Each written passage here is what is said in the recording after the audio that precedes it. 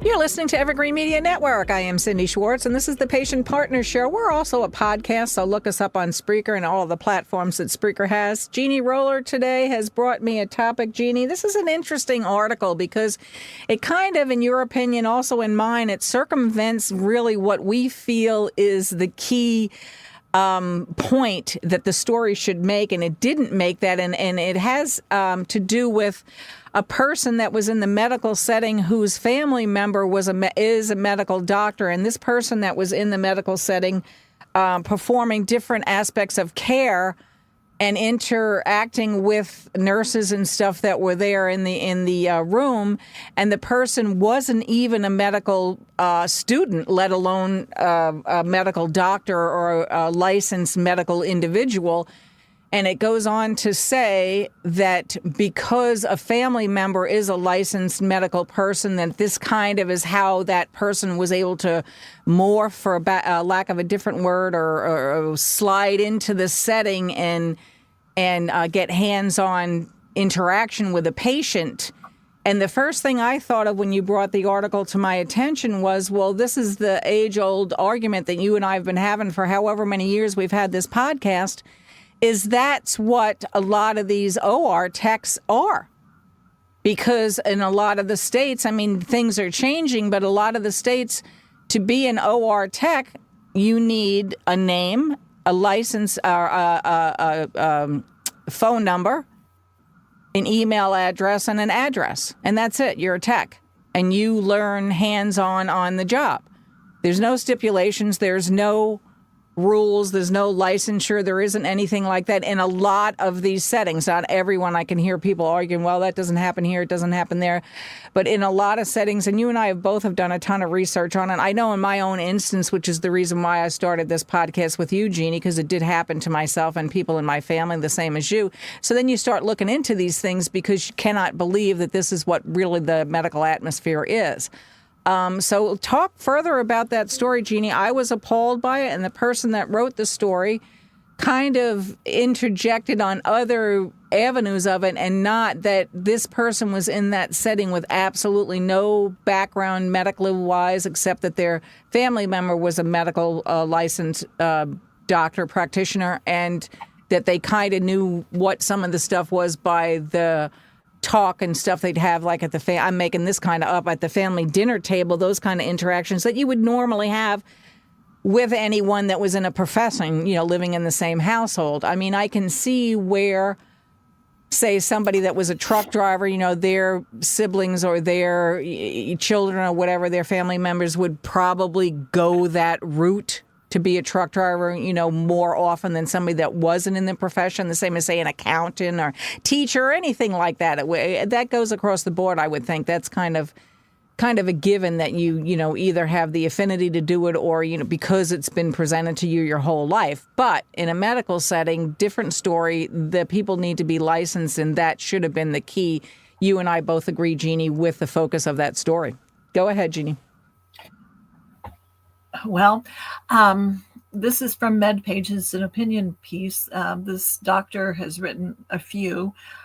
She was a medical student, and she was in there with a resident and another student on her third year OB rotation, along with the attending physician. This lady who wrote the article, she was supposed to be suctioning the blood, but all during this procedure, this other student was, you know, telling her everything that she did wrong, and finally to the point where this student yanked out of this medical student's hand the tools and started taking part in the procedure. So then at the end of the procedure, after the attending said goodbye, see you at home, then this medical student and resident looked at each other like, what? And then this other student said, bye, Mom. And then she said, wait, you're the daughter? Are you in med school? No, I'm a junior in college. I may be applying next year to med school. So, I mean, this article was about nepotism, but to me, it was much more serious. It was about allowing an unlicensed person to take part in a medical procedure, and certainly without the patient's permission. And probably, most likely, there is nothing in the medical records to indicate that that person was in that room and doing part of that procedure. Those are the two things that struck me as what it should have been about. Yeah, nepotism is an issue, no doubt, but the real thing is patient safety, Right. and honesty, because that patient, I doubt, would have wanted an unlicensed college junior taking part in the procedure. I mean, why didn't no one in this article see anything wrong with that? It was just the nepotism thing. And as I said, I don't know, it's just my opinion, that any mention of it was made in the medical records. So, I mean, how often does this happen? I know of a story of a man in Florida, Cindy, that, his doctor hospitalist came in tow with a female young person, and started to grab the cover to look at his catheter. And he put his hand down and said, "Wait a second." And he asked who she was, and the young person, and she said, "Well, a student or a person shadowing me." And then he talked to that person and said, "Well, what grade are you in?" "I'm in middle school." I mean, and this is my grandmother.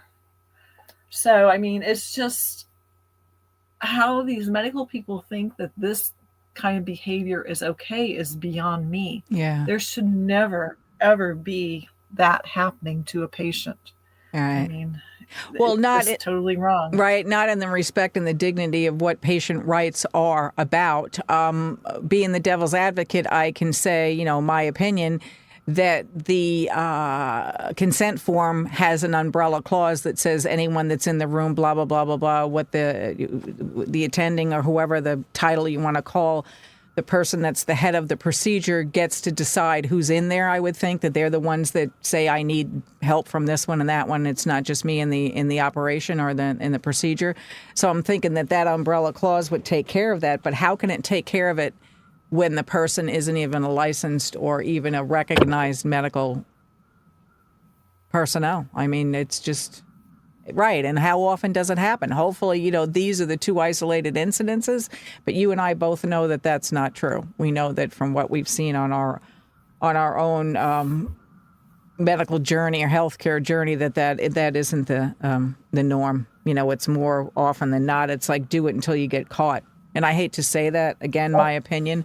I hate to say it, but that's what we've seen over and over again. And a lot of people are talking out about this stuff more. It's just not you and I, Jeannie. I mean, there's a whole group of us that talk about it in this particular circle that we have and do a lot of education, a lot of reading, and try to give opinions and try to give better ways to get, or to give alternative ways to get better health care for everyone. But we just keep coming up with some of these stories that are just blow your mind. They just blow your mind that this stuff is happening. And it's not a drive-through oil change place. And I'm not trying to beat up on them, but that's what almost some of these procedures are likened to. It's, at the end of the day, there's still patient dignity, patient respect. And, it's a human being. I don't care what the circumstances is. It's a human being. It's not a, one fix all and this is it. And, we're on a time limit here kind of thing. It's very disturbing. It is to even hear some of these things. And again, to be in that kind of intimate procedure, we got like 30 seconds left, Jeannie. Well, we're not experiments. That's the big thing. We are people. We're not experiments. Yeah. Yeah. And they even had to address it, which finally, how many years did that go on with that pelvic exam paperwork that you have to sign now? I mean, why did no one, after how many times, get anything done to stop that? Why was that, both for male and female patients, okay? It was just part of the norm, and, well, we can do that because people need to be trained kind of a thing. I mean, that to me is just like the ultimate violation right there.